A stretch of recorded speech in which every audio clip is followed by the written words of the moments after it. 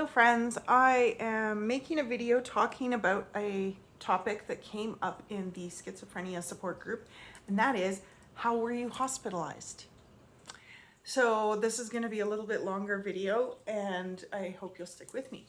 So I was probably in psychosis for about 5 years.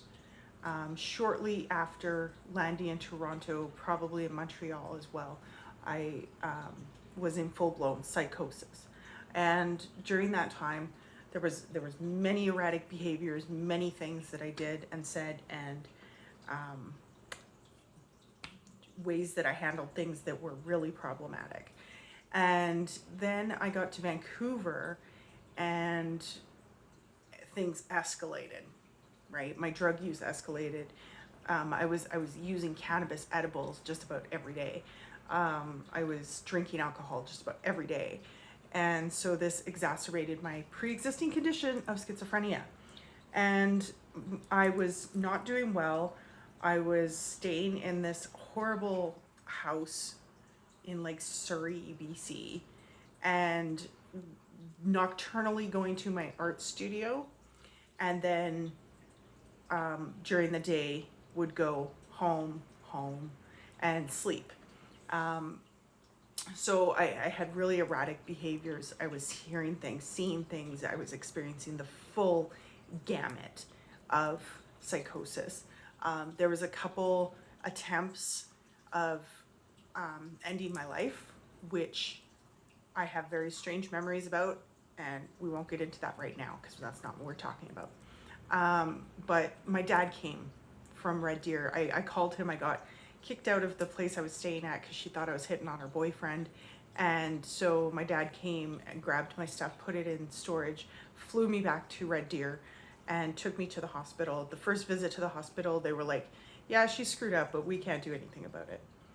So at that point, I started into recovery from substances. So January 11th, 2012 was the last day that I drank alcohol. I don't remember the last day I used cannabis. It was before that. And so I was going to recovery meetings, 12-step meetings, and the ADAC, Alberta Addictions Center in Red Deer, just about every day, 3 times a day.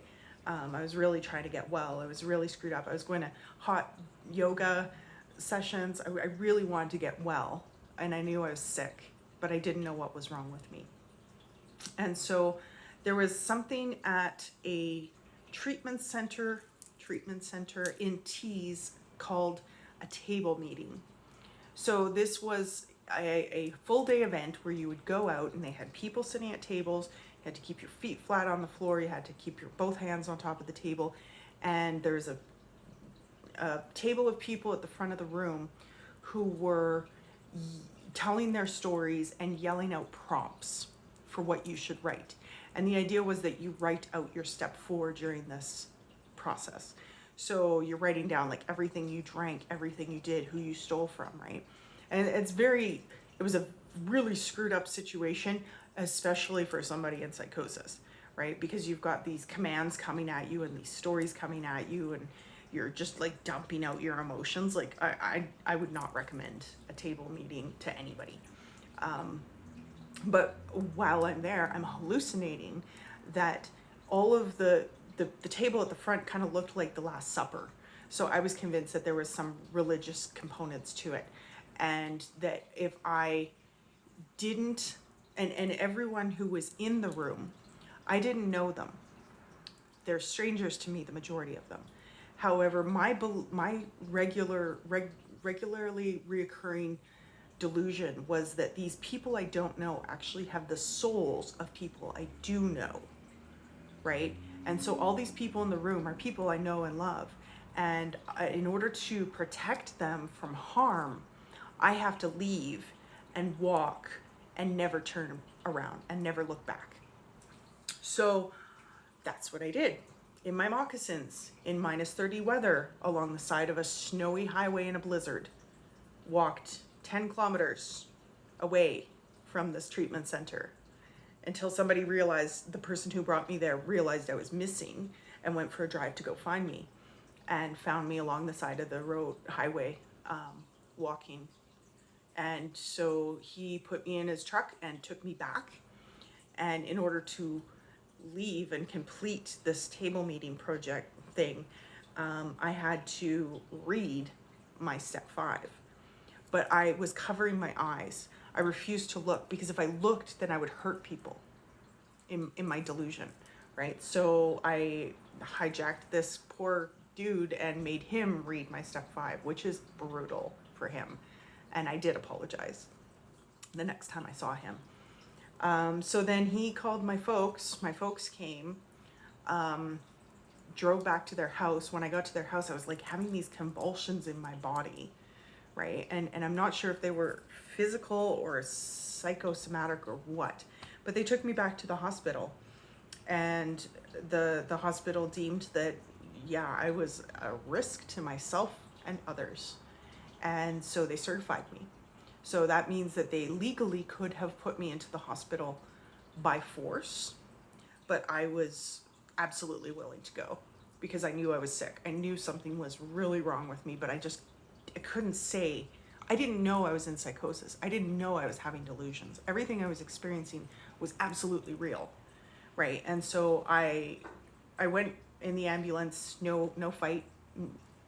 They certified me 3 times. Each certification was 30 days. So I was in the hospital for a total of 66 days.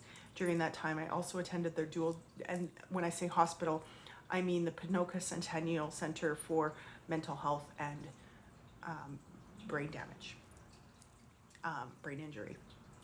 So I was there. I was on isolation for a while, where they keep you, the stigma in the community is a rubber room. It's not rubber. It's just, you can't harm yourself in the room. There's nothing there to harm yourself. I was in there for a while. I wasn't allowed out of the ward for a while, and not even to have a cigarette, until they got me stabilized on medication, and that took quite a few tries, took quite a while. And then once I was able to be stabilized, I applied for the dual diagnosis program at the Centennial Hospital, which is for people who have both addictions and mental health issues. During that time, I applied for addiction treatment, residential addiction treatment. And so I basically had 1 or 2 weeks between leaving the hospital and going to addiction treatment. And so that's how I ended up in the hospital. The majority of my time there, I spent almost every day in some kind of counseling or workshop. I talked with psychiatrists, I talked with psychologists, I talked with counselors, the people there. I made art a lot. My parents brought me watercolors, and I kept repainting the same gemstone over and over and over again. And you can actually watch the progression. I don't know where it is right now, but you can watch the progression of the gemstones from, like, it was a hexagonal crystal with a rainbow through it. And the first one was almost black. And then the last one, there's almost no black in it, right? And so you can see the healing through my art, right? Of my mind clearing and the psychosis receding. I wrote a lot. I have a journal of everything that I was thinking and feeling during that time. And I've looked through it a couple times, but it's very triggering, and it brings back psychosis symptoms when I read it. I spent a lot of time in the ceramic studio. I loved the ceramic studio. I think I painted the maximum number of things that you're allowed to paint while you're in the hospital because I loved being there, and it was just so therapeutic for me. I spent time in the craft room, and not a lot of time outdoors. It was winter, and, and there was a couple problematic things I did. Like, I one day went out to the smoke pit and picked up all the cigarette butts with my bare hands. Gross, right? Like, I don't remember all the reasons that I was put on isolation, but it was erratic behavior, disturbing other people. They said I went into somebody's room. I don't even remember doing that, right? I remember the fog lifting. Oh, and another thing I did was there was a labyrinth in the chapel. So labyrinths are a walking puzzle. Okay, so you come in the same way you go out. And when you are in the labyrinth, this starts resetting your brain, right? So repairing neural connections. So whether you do it by hand, just following it on a piece of paper, or you walk it all the way in, all the way out, this actually helps heal your brain. So I did that quite regularly. I would say at least twice, 3 times a week. Yeah, that was my stay at the hospital. And that's where I was diagnosed. Originally, they thought it was just drug-induced psychosis. But then once I got into the dual diagnosis, I explained, like, no, this is actually something that's been present in my life most of my life, right? Like, and I recounted the first time I was diagnosed in 2001, and some of the symptoms that I was having back then when I was in distress over my ex passing away, and hearing voices and seeing him. And so there was a lot of indicators throughout my life, even in my childhood, that told me that no, this is more than just psychosis from drugs. This happened long before drugs came into my life. And it was really hard to accept. I didn't want to accept it. As soon as I got out of treatment, from addiction treatment, I spent 6 months there. I tried to get a job, an apartment by myself. That didn't last. That, fell apart within a couple years. And I was not well when that happened as well. So, but I was still in denial. I didn't want to admit that this is what was going on. I wanted to believe, okay, I can handle depression. I can handle generalized anxiety disorder, PTSD. I can handle these things.